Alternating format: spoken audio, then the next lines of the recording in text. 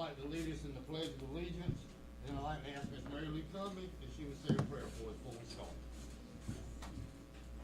I pledge allegiance to the flag of the United States of America and to the republic for which it stands, one nation, under God, indivisible, with liberty and justice for all. Father, we thank you for this opportunity to come together here tonight as a community. God, I pray that everything that is said in this place today, God, that it will be for the betterment of this community. I pray that you would let us use wisdom and good judgment in the things that we would say, Lord, even as we express our different views, God, that we would realize, Lord, that we are here, all of us are here because we do love this community. Again, pray that you would give wisdom to our leaders, God. Give them the insight that they need, Lord, not just for today, but give them the wisdom in the decisions that are made, God, that as we go forward, that it will be decisions that would be the right decisions for this community. I pray that you would bless them, and I pray that you would strengthen those that are here tonight, Lord, and just guide the affairs and everything that's going on in this place tonight, and we will truly praise you for it. In Jesus' name, amen. Amen. All right, I call this workshop of St. Louis City Commission to order. Tonight we're here to discuss a thing that was brought to the city about an entertainment district. I think everyone that was here at the last meeting knows how I feel about this. As I stated then, first thing I heard about it, I had heard someone ask me to put something out to see how it would go as far as restaurants on Reed Avenue when they had an overflow crowd, only, to be able to sit outside right in front of their place of business and consume alcoholic beverage in a plastic container. Now that's what was presented to me originally. And then later there was this entertainment district that came up. And as I've said before, I'm not for the entertainment district, but I am for maybe trying to help businesses not, being able to survive like everybody else. We have several businesses around town that serve alcoholic beverages. They have places that their patrons can sit right outside, and consume it. They do it now. And you got people on Reed Avenue don't. So it was just, guy asked me to bring it up. And I said, the only reason this thing was on the last meeting was to have a workshop. I said, we gotta have a workshop on this to see what the people wanna do. But that is what's being presented for me to you, is that these people that own these restaurants on Reed Avenue, and has to be restaurants that serve, food mainly, when they have an overflow crowd, instead of those people going somewhere else where they can sit outside like these other establishments, to be able to stay right there just long enough to wait on their table to come available. Now, with me saying that, is Steve in the crowd? Yep. Steve, do you want to entertain any kind of idea about the entertainment district at this point? No, as we discussed earlier, I like what you're doing. Okay, so the entertainment district is dead. It's dead already. But I would like to hear from you what I just said. Brother Wiley, you represent the Ministerial Association, so I'd like for you to come first, and then we'll listen to other people, if they want to speak. I would like for us not to get up and everybody talk about the same thing.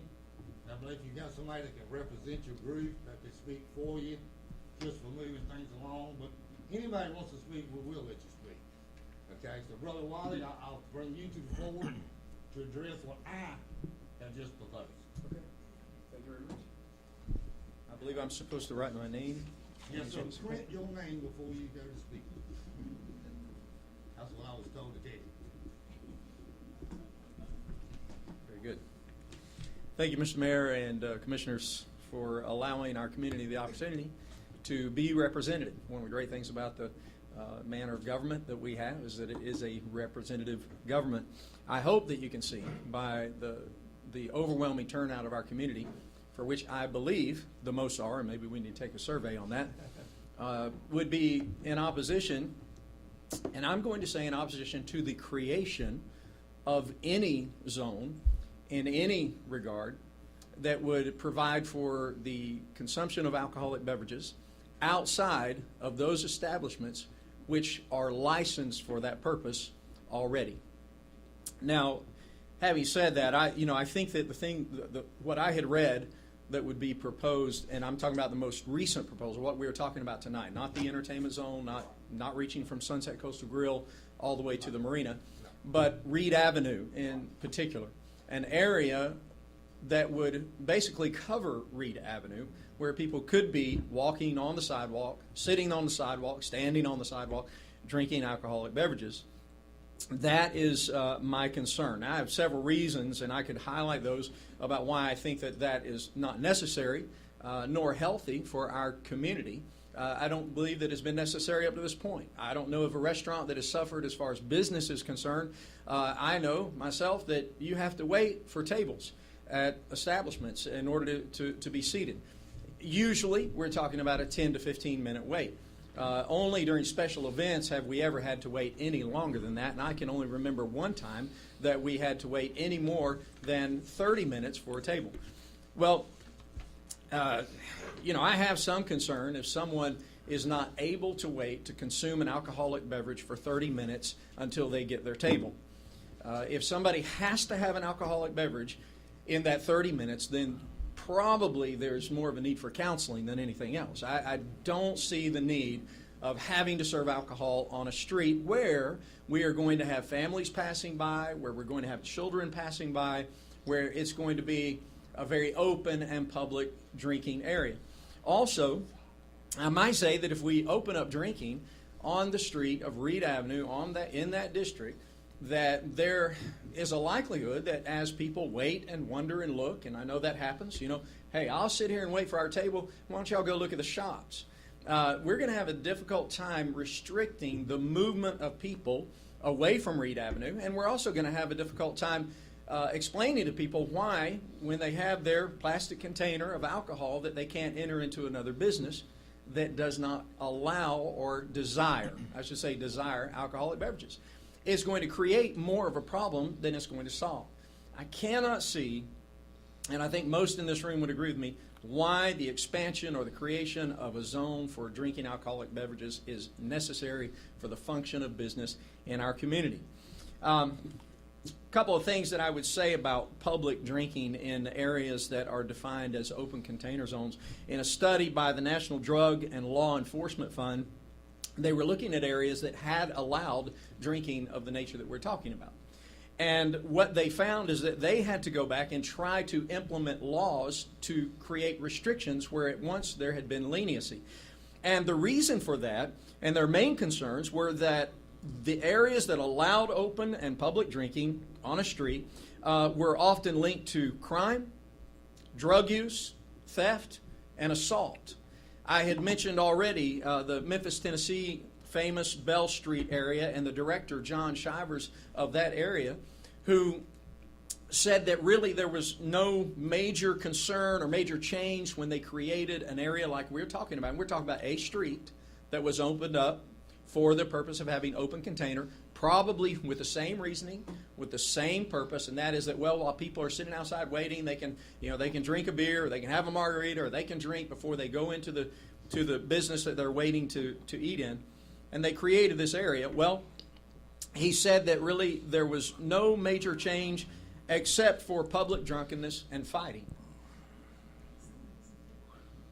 I guess if I were arguing for this, I would say, well, other than public drunkenness and fighting, I don't think we're going to have any problem creating this open, container zone. I think it'd be fine for us to do that if that's what we want Port St. Joe to look like.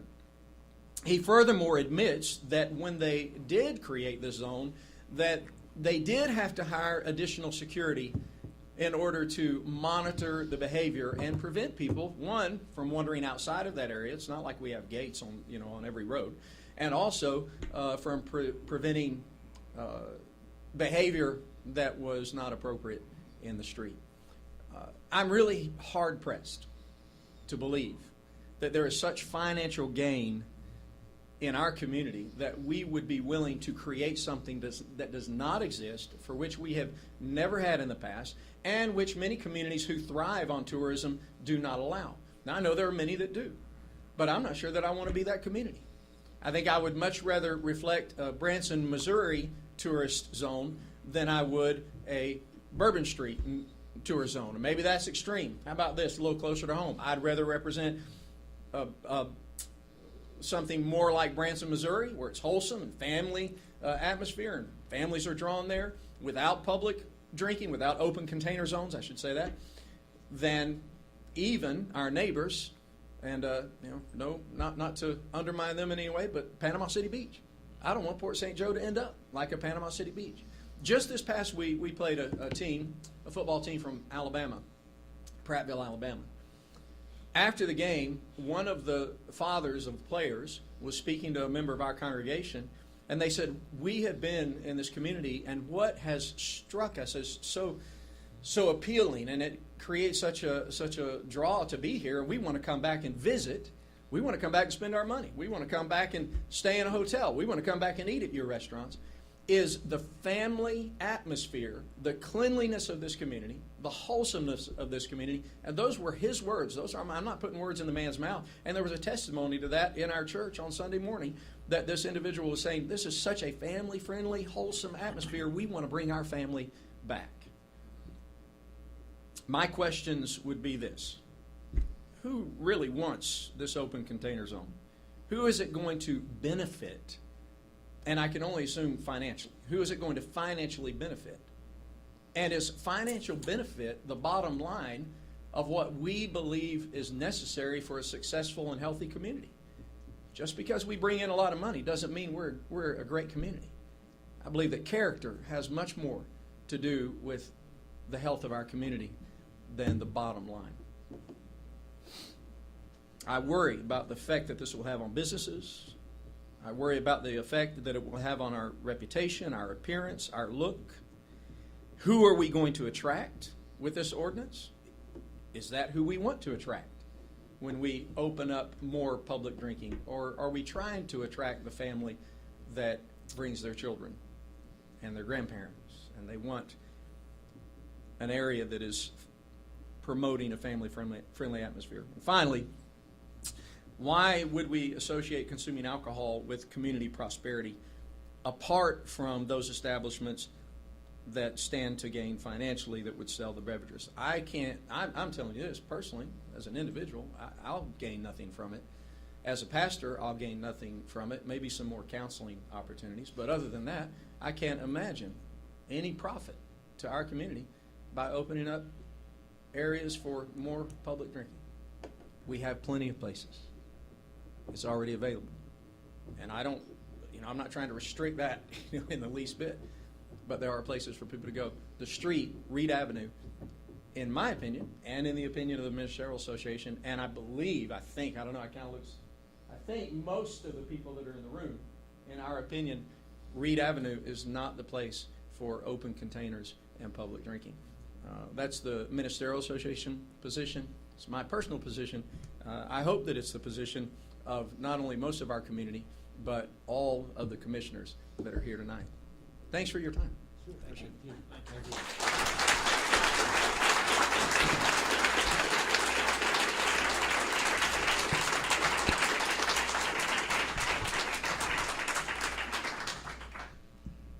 Is there anyone in the audience that would like to speak? Brother Wilder did a good job. And as I say, that's what this is all about. We represent everybody, and when someone says an idea and say, "How I want you to bring it up," we have to bring it up. And I'm glad you turned out as you did. As I say, I was never for an entertainment district, and I understand how everybody feels about the other. And I don't have to have it. I think it's a dead issue if you ask me. I don't know how the rest of these commissioners feel. Yes, sir. Just 1 minute, Mr. Benning. Before, I would like to also, before Mr. Mayor, you're done, I would also like to have a say-so in this, please. Do what now? After you're done, I I'm would done, like. how are you? No, to me, this is what it's all about. When we have an issue that's brought up, I don't have the answers. I may not always have the answers. But the people in this community, And the people that's standing out in this room today are the people that I want to hear from. And, you know, if the people in this community are standing out here telling me this is not what they want, guess what? This is not what I want. I agree with you. These are the people that I listen to, that support me, and that I hope support me. I'm here to do what y'all want to do. This is not my idea. I do not own a business. But what I want to hear is what y'all want to hear. I want to do what y'all want to do. And I'm here for you guys today. And, you know, as far as I'm concerned, I'm not feeling that this is something that the community is for. Tonight, as far as I'm concerned, is null, it's void, it's done, it's over. My people tonight, sitting out in this audience, have told me they don't want it. I don't want it either.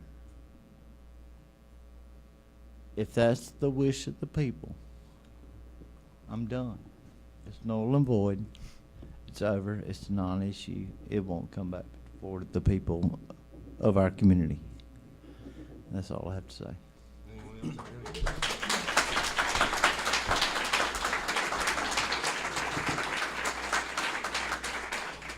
Mayor, I just have a quick question and a statement.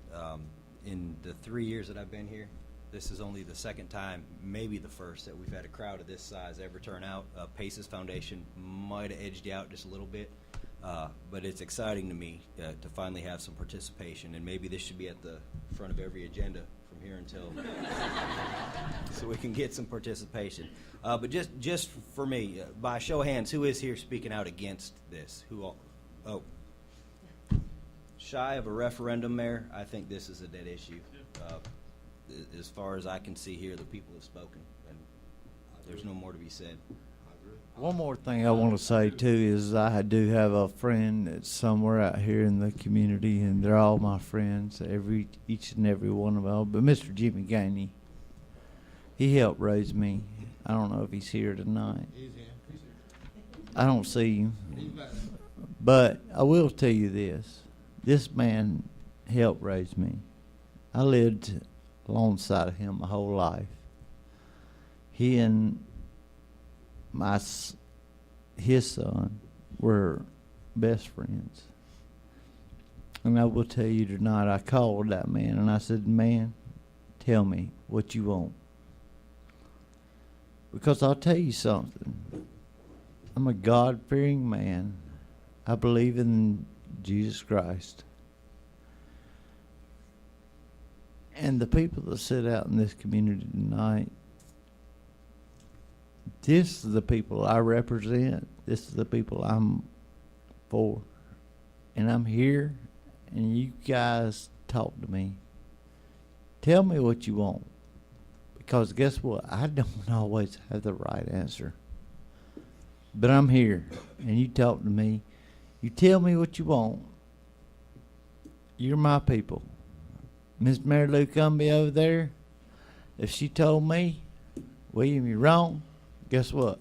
I'm probably wrong. But I just want to say, I appreciate every single one. Mr. T. Noble sitting right there in the crowd. I respect that man more than anything in the world. I'm telling y'all, we're here as one and one of all. I want to hear from you guys. And I'm going to tell you something. Mr. Benny Roberts, that man laid he laid it out for us the way it was. He's done a lot for this community.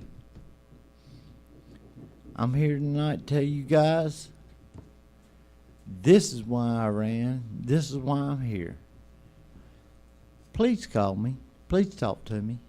Because I'm going to tell you something. You're the reason I'm here today. I may not always be wrong. I may not always be right. But I'm here to listen to you guys. Okay? That's all I got. Say something real quick. this was brought up, as I said at the last meeting that it was brought up at, to my attention as a map. And from the get-go, I wasn't for it. And I wanted a workshop, and that's exactly what I told Steve when he presented it to me. And that way we could see the whole picture. And based on what I understand, you have to be contingent with the water to even do it. And so, I mean, it's completely off the table. And based on and you guys out there, you know the ones that called me, and I appreciate the calls. I agree with the other commissioners. I mean, it's off the table as I see it, and I'll never bring this up, nor did I bring it up. So, thank y'all for coming out. Thank you so much, guys. Thank you. And I'll just finish, by saying that I never was for it. I stated that at the first meeting we had when I told you I was. Sure. Come on. I didn't find it at all ironic that I was working on a project for school for my senior year. I'm gaining my bachelor's degree in nursing. And so I had some recent statistics. Sorry, I'm not used to doing this. Anyhow, I wanted to share them with everyone for some people who this may not have turned out in their favor, just to raise awareness for a problem that we really do have in our community. And so, from the county rankings and roadmaps in 2015 reported that excessive drinking in the state of Florida ranged from 13 to 21%, with an overall ranking of 17% for Florida. In Gulf County, the percentage of adults that report heavy or binge drinking is 20%, and this places Gulf County second in the state for excessive drinking. Beyond that, in the years from 2010 to 2014, Florida ranges 17 to 62% for alcohol-impaired driving deaths, with an overall average of 29%. Alcohol-impaired driving death is the percentage of motor vehicle crashes with alcohol involvement and is measured in the county of occurrence. Gulf County ranked 62%, making Gulf County the #1 county in the state for alcohol-impaired driving deaths. Wow. So I just wanted to share that for folks who may have been on the other side of this and not really looking at the full picture of how it would impact us. We already have a problem. Yeah, we appreciate it. Hey, I appreciate that. Thank you. And you know what, Mr. Mayor,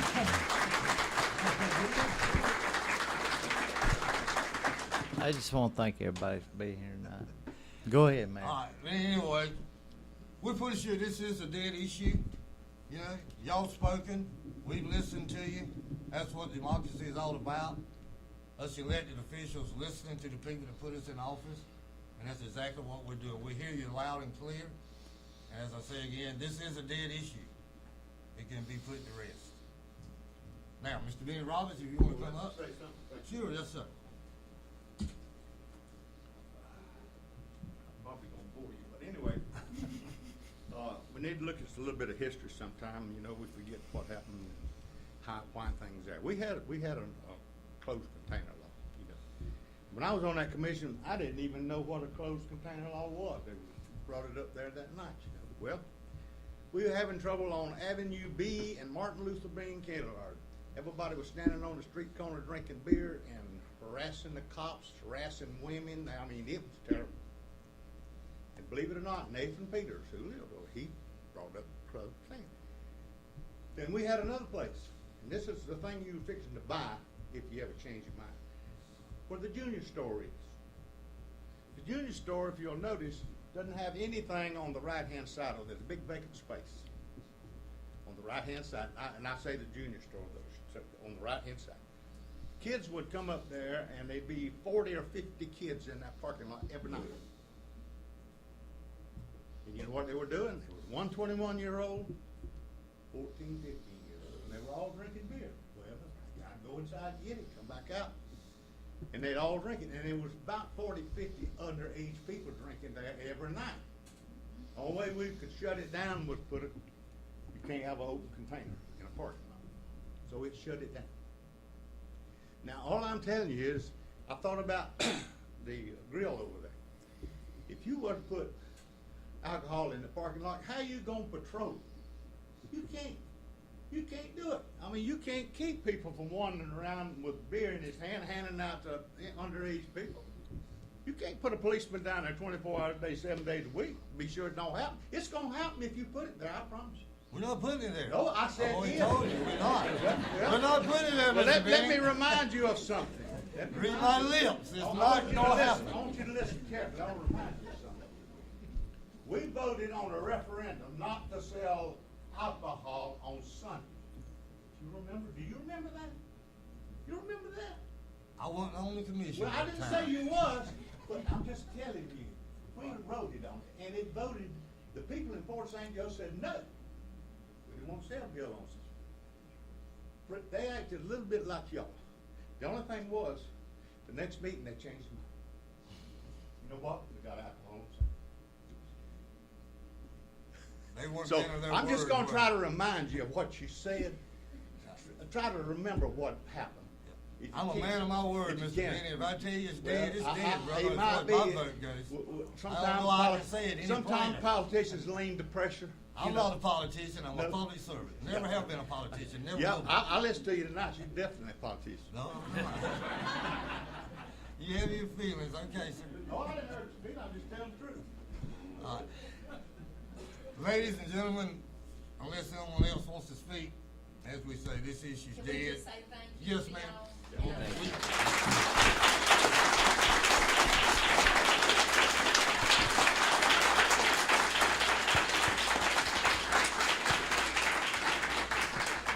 And we thank each and every one of you for coming. We certainly do.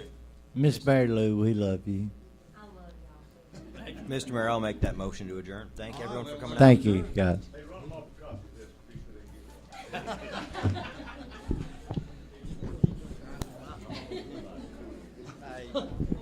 He's one to be talking.